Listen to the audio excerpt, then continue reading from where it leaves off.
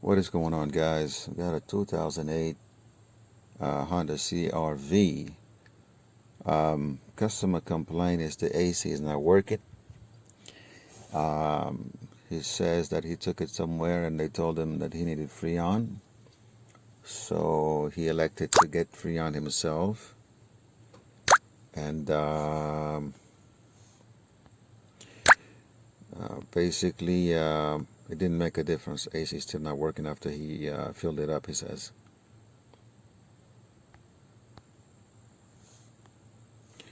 So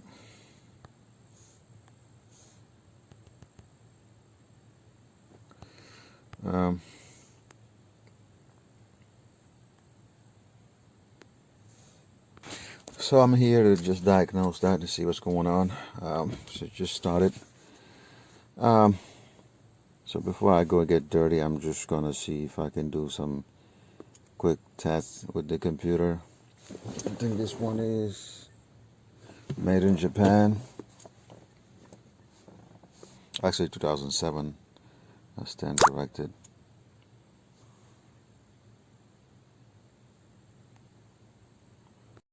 Alright, let's go to diagnosis. Let's go to control unit so we don't waste time. And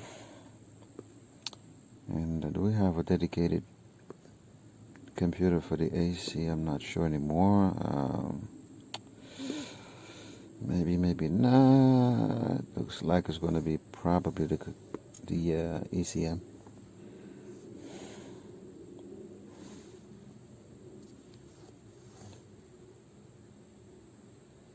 Let's see what's going on. Alright, so we can go to lab data just to verify that we do have Freon in the system. Let me see what's going on here.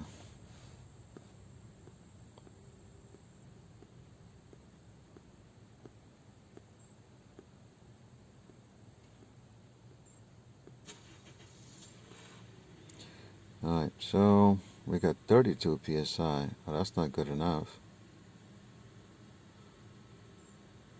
So I guess he didn't know what he was doing. So 32 psi on a hot day like today, that's not good enough. So we're gonna, at least from here, before we get, like I said, mechanical, I'm gonna go do some, I guess inspection would be it, which is basically actuation test, AC clutch. And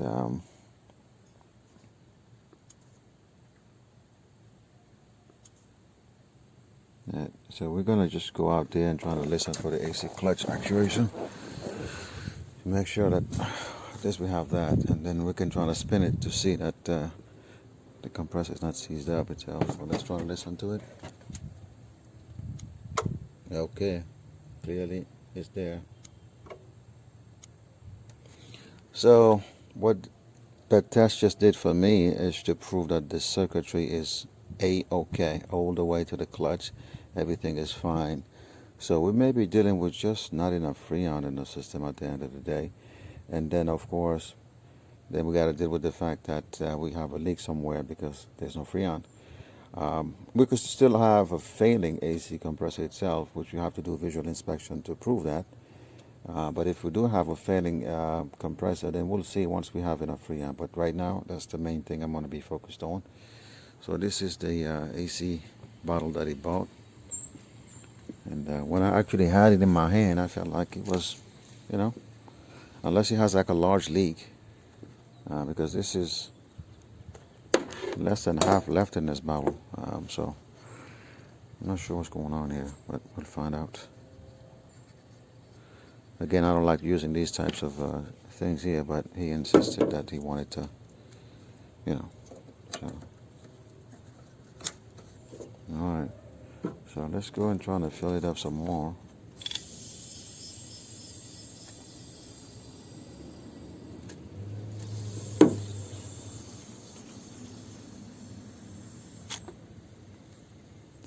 psi. Let's go more. It's hot today.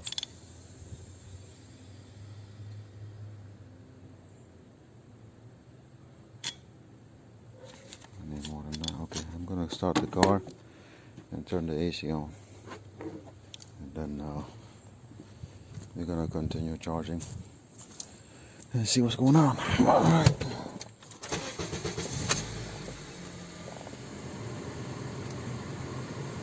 I heard the AC compressor just kick on, so it's just a case of low freon.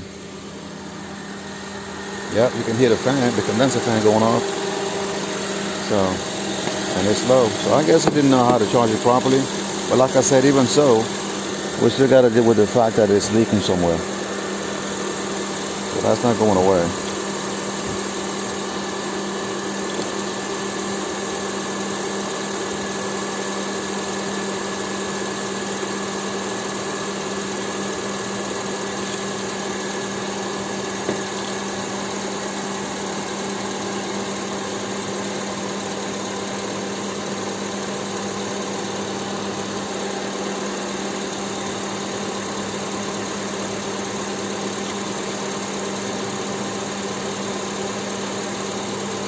Alright, 30 psi.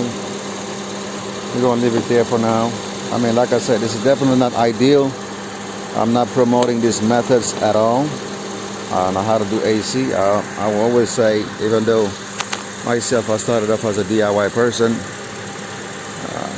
but when it comes to AC, I say, you know, don't do it yourself. Take it to the professionals, because there's a very slight gap between doing it right and blowing up your AC compressor, you know, creating bad situations for yourself. So it's one of those things you want to do right one time and not think about it anymore. So yeah, let's see if it's getting cooler.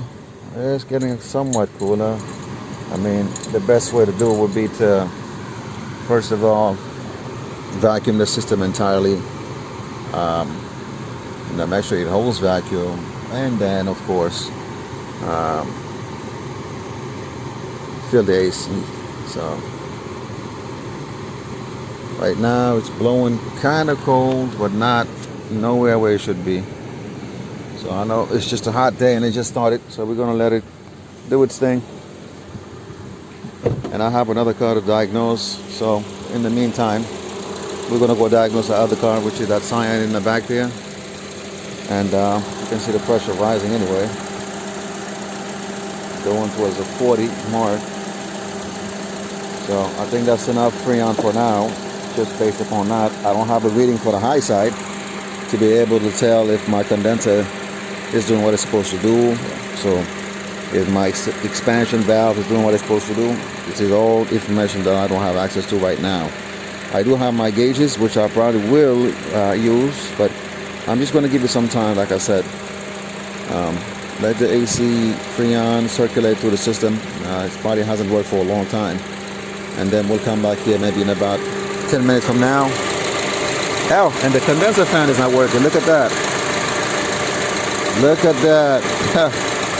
Alright, we're going to turn this off, because without that condenser fan working, we're definitely not going to be cooling effectively. So let's just turn this off for now. And